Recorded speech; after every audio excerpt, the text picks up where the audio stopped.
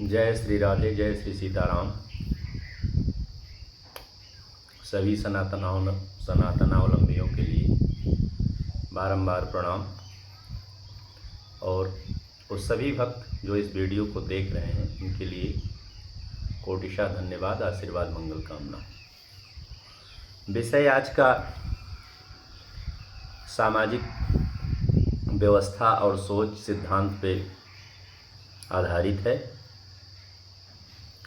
एक घटना भी आई है प्रकाश में जो कि धार्मिक संदर्भ में है। इटावा का मामला है जहाँ पर किसी कथाकार का ब्राह्मणों ने विरोध किया और अपमान या तिरस्कार करने की भावना से उसका सिर मुड़वा करके जो भी उनके समझ में आया उन्होंने ऐसा किया। तो प्रश्न यहाँ पर ये है कि इसमें उचित या अनुचित क्या है, आखिर इस ब्राह्मण समाज को क्या करना चाहिए और धर्म का सिद्धांत क्या कहता है। तो इसी पे हम लोग चर्चा करते हैं और ख़ास करके मेरा स्वयं अपना विचार है और आप लोग भी निश्चित रूप से इस पे अपना विचार स्पष्ट करिएगा। युग है, कलयुग चल रहा है। इस युग में धर्म के सारे सिद्धांत मनमानी तरह से करने के लिए स्वतंत्र हो जाते हैं। अर्थात जो अपना विचार आ गया, शास्त्र क्या कह रहा है, सिद्धांत क्या कह रहा है, इन सब से परे उसी को लोग धर्म मानते हैं। पहली बात तो यह है कि अर्थात कलयुग में धर्म का कोई सिद्धांत ही नहीं रह जाता है। जो सोच लिए वही धर्म है, जो कर दिए वही धर्म है। तो उसी भावना से उत्प्रोत होकर के कोई यादव जी हैं जो उन्होंने अपने आधार कार्ड में अपनी आईडी को चेंज किया और अग्निहोत्री ब्राह्मण बन करके कथा व्यवसाय में प्रविष्ट हो गए। अर्थात उनको ये लगा कि धन अर्जन करने के लिए ये काफ़ी अच्छा व्यवसाय है, तो इस व्यवसाय में वो अपना प्रवेश किए और अपनी आईडी अर्थात अपनी आइडेंटिटी को छुपा करके और किसी की भावनाओं को आहत करते हुए सर्वप्रथम धर्म में है कि आप क्या हैं, आपका तथ्य, आपका व्यक्तित्व उजागर होना चाहिए। यही धर्म कहता है, यही संविधान भी कहता है। यदि ऐसा होता कि आधार कार्ड में या जो भी प्रमाण पत्र निर्गत होते हैं संस्थाओं से, वहाँ पर आप मनमाने तरीके से जात बदलने के लिए संविधान हमें स्वतंत्रता देता होता तो फिर इतनी बड़ी समस्या क्यों चल रही होती। अभी सभी दलित सरकार की जो सुविधाएं हैं उसकी मलाई खा रहे हैं, केवल किस लिए कि वो जन्मजात दलित हैं, वो जन्मजात पिछड़े हैं, उनको मलाई केवल इसी आधार पर दी जा रही है।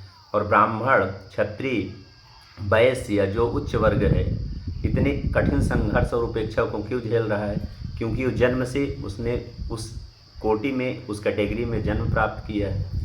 तो ये सिद्धांत यदि संवैधानिक दृष्टि से सही नहीं है तो सामाजिक दृष्टि से भी सही नहीं होना चाहिए। पहली बात है क्योंकि शास्त्र और संविधान पैरेलल चलते हैं और जब संविधान शास्त्र के विरुद्ध चलता है तो उस संविधान का अस्तित्व तो बहुत समय तक नहीं रह सकता है संसार में। क्योंकि इतना बड़ा ये संसार चल रहा है तो निश्चित रूप से इसका कुछ सिद्धांत होगा। ऐसे मनमानी तरीके से तो नहीं चल सकता है ना कुछ भी। तो ये बात हो गई।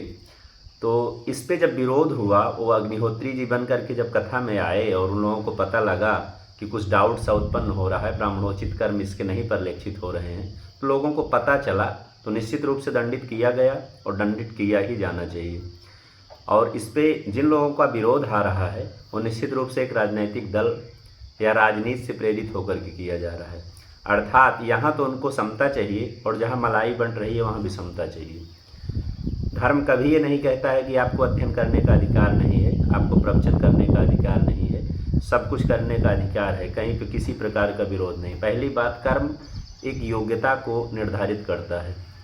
आप जो भी कर्म करेंगे सबसे पहली अनिवार्यता उसकी ये होती है कि आप उस कर्म को करने की योग्यता धारण करते हैं कि नहीं धारण करते हैं।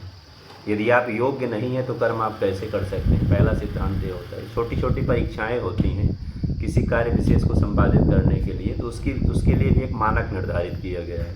यदि उस मानक को आप पूर्ण करते हैं तब उस कार्य के लिए आप चयनित हो जाते हैं।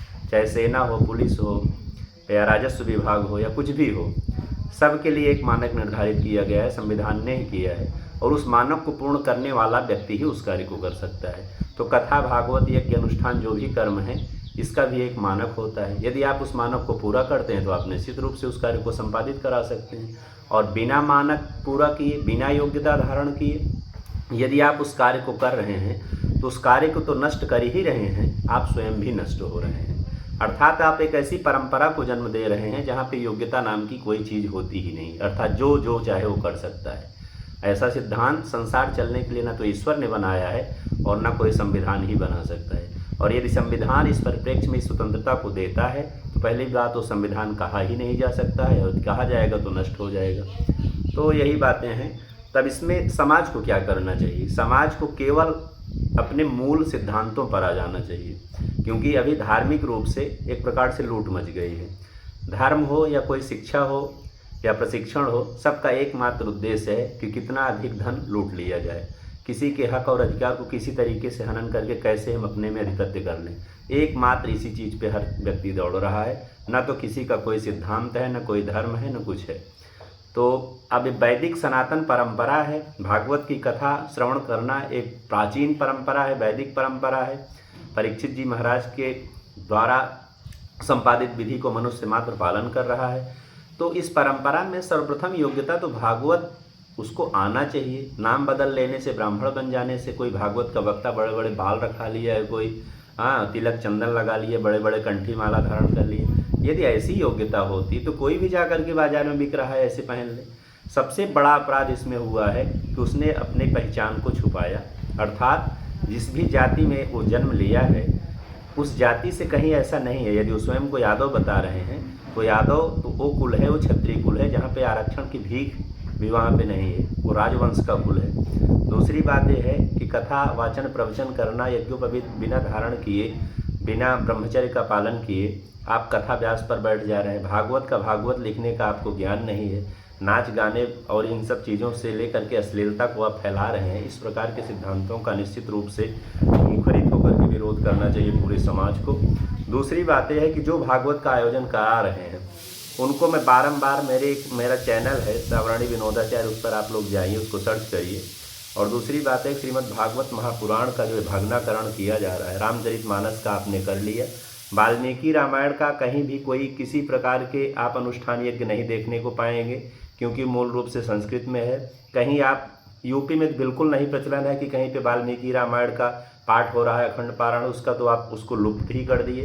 रामचरितमानस जो श्री तुलसीदास जी ने इतने सरल भाषा में लिखा था, उसको भी शुद्ध पाठ करने की कोई व्यवस्था आपकी नहीं रह गई। वहाँ भी नाच नौटंकी मचा दिए आप, एकदम से पूरा भ्रष्ट कर दिए उसको भी। अब आ गए आप भागवत में। अब भागवत को नष्ट करने के लिए आप लोग लग गए हो। नचनिया बजनिया इसमें जितने भी हैं सब कूद पड़े हैं एकदम से। अगर उनसे कहा जाए कि आप भागवत को कुछ पढ़ना भी जानते हो तो नहीं, कोई नहीं जानते हैं, केवल वक्ता बन के ज्ञान दे रहे हैं। तो सबसे पहले मूल चीज़ पे आप लोग आइए।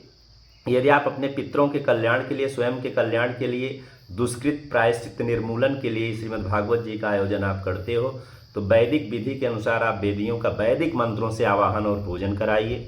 और मूल पाठ जो श्रीमद् भागवत में वर्णित 18,000 श्लोक है, ऐसे ऐसे योग्य आप आचार्यों का नियुक्त करिए जो कि वाचिक और स्पष्ट रूप से श्रीमद् भागवत जी का पारायण करें। और हवन कराइए विधि के अनुसार। 12 ब्राह्मणों को, वैष्णव ब्राह्मणों को भोजन करा के आप एकदम से यज्ञ को संपन्न कर लीजिए।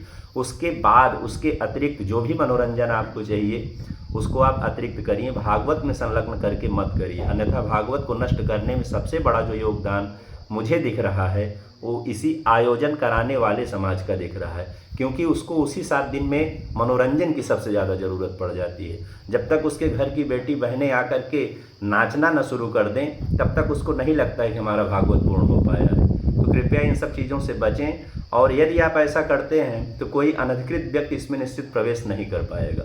यदि आप उसमें पारायण के वैदिक आवाहन, वैदिक पूजन का महत्व देंगे, श्रीमद् भागवत के पारायण का महत्व देंगे तो, और वो भी स्पष्ट रूप से वाचिक पारायण का, तो निश्चित रूप से किसी के आने की सवाल ही नहीं उठता है। और यदि आएगा तो उसको करेगा और नहीं करेगा तो आप जान जाओगे। तो सबसे बेस्ट तरीका जो मुझे सूझता है यही है। इस पे आप लोग इसका श्रवण करें, चिंतन करें। और अपने यहाँ यदि भागवत का आयोजन हो रहा है तो इस पे स्पष्ट रूप से बिना किसी संकोच के आप इस बात को करें कि जो आपके यहाँ वक्ता आ रहे हैं, आचार्यगण आ रहे हैं, क्या ये सब करने में योग्य हैं कि नहीं है। यदि योग्य नहीं है तो आप बिल्कुल बिना किसी संकोच का उनको आप वहाँ से दूर करिए, अन्यथा आप समझ लीजिए सबसे बड़े अधर्म के कारक आप बन जाओगे। जय श्रीमन्नारायण, जय श्री सीताराम।